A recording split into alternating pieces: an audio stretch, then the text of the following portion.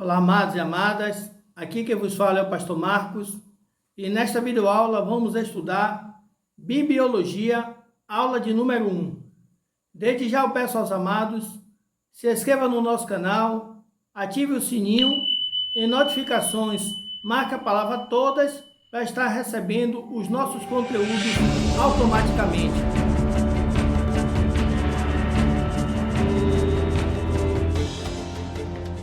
Nessa primeira aula, vamos fazer uma síntese da história bíblica, ou seja, um resumo da história bíblica no Antigo Testamento e Novo Testamento. Nós sabemos que Deus criou o homem, Adão e Eva, e colocou no jardim do Éden. Só que o homem desobedeceu a Deus, ou seja, pecou deliberadamente. Mas por amor ao homem, ou seja, à sua criação, Deus vai mexer no destino da humanidade. Foi então que Deus pôs em andamento o plano para a salvação do homem, o que ficou conhecido como proto-evangelho. Proto, do grego, significa primeiro. Então aqui nós temos a primeira promessa após a queda de Adão. Então, esse texto está em Gênesis, no capítulo 3, versículo 15. Aqui temos as palavras de Deus, que Deus dirigiu à serpente. Que diz assim, Gênesis, capítulo 3, versículo 15. E porém inimizade entre ti e a mulher, e entre a tua semente, a humanidade, e a sua semente, Jesus, esta te ferirá a cabeça, e tu lhe ferirás o calcanhar. Então, a cabeça ferida, destruída, aqui é Satanás e o império das trevas. Na verdade, essa cabeça, esse império, já foi destruído na cruz do Calvário, há um pouco mais de 2000 anos atrás. Nós sabemos muito bem. Então, Deus chamou Abraão, Gênesis capítulo 12, para que fundasse uma nação mediante a qual o plano seria executado. Então Deus aqui vai iniciar o plano para dar início ao proto-evangelho, que está em Gênesis capítulo 3, versículo 15. Só que a nação de Abraão não andou nos caminhos de Deus.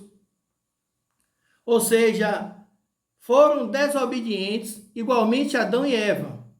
E por isso foram escravizados no Egito.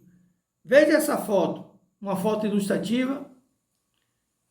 Pela misericórdia de Deus, 400 anos depois, sob a direção de Moisés, o povo foi tirado do Egito, terra de escravidão.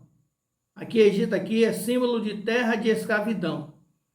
E voltou para a terra prometida de Canaã. Uma observação. O povo de Deus já estava na terra de Canaã, na terra prometida.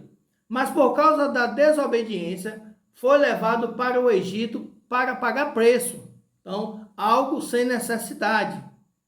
Por causa da desobediência, eles já estavam em Canaã. Mas foram para o Egito para depois retornar novamente a Canaã. Então, não tinha necessidade de acontecer isso. A nação se tornou um grande e poderoso reino. Depois dos 400 anos de escravidão no Egito, a nação se tornou um grande e poderoso reino. Mas o reino foi dividido no fim do reinado de Salomão, do rei Salomão, filho de Davi. Então aqui, Israel é dividido em dois reinos, tribo do norte e tribo do sul. A tribo do norte, com 10 tribos, né? Os filhos de Jacó, Israel, são formados até hoje de 12 tribos. Então, com essa divisão, as 10 tribos do norte e sul com 2 tribos. Então, as 10 tribos do norte foram levadas cativa pela Síria, porque o povo novamente volta a desobedecer. Então, aqui é bom fazer essa observação. Deus ele vai usar os exércitos gentílicos como instrumento de castigo. Então, Deus é amor, mas também é justiça, está na sua palavra.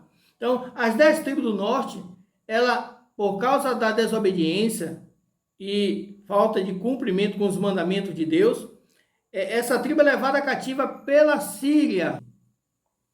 E as 2 tribos do sul foi levada cativa pela Babilônia no ano de 600 a.C. Então, olha que coisa. Nada disso era para acontecer. Mas aqui, por causa do descumprimento do mandamento, dos mandamentos de Deus, as 10 tribos do norte é levada cativa pela Síria no ano de 721 a.C. E as 2 tribos do sul é levada cativa pela Babilônia, mais ou menos ali no ano de 600 a.C. Então Deus está usando esses exércitos como instrumento de castigo por causa da desobediência. Então aqui encerra a narrativa do Antigo Testamento. Então, olhe bem, entre o Antigo Testamento e o Novo Testamento vai surgir um período de 400 anos de silêncio. 400 anos de silêncio. Silêncio porque Deus não usou nenhum profeta durante esse período de 400 anos para falar com a nação de Israel. Então, 400 anos de silêncio. Em algumas Bíblias, são colocadas 4 páginas em branco, que representam esses 400 anos de silêncio. Eu, pessoalmente, nunca mais ouvi, mas eu já cheguei a ver algumas que têm essa observação. Após os 400 anos de silêncio, cumpre-se a promessa do aparecimento de Jesus, o Messias, a esperança da humanidade, mediante quem o homem seria redimido e nascido de novo, ou seja, o nascimento pelo Espírito Santo, nova criatura gerada pelo Espírito de Deus, para realizar e consumar sua obra salvadora.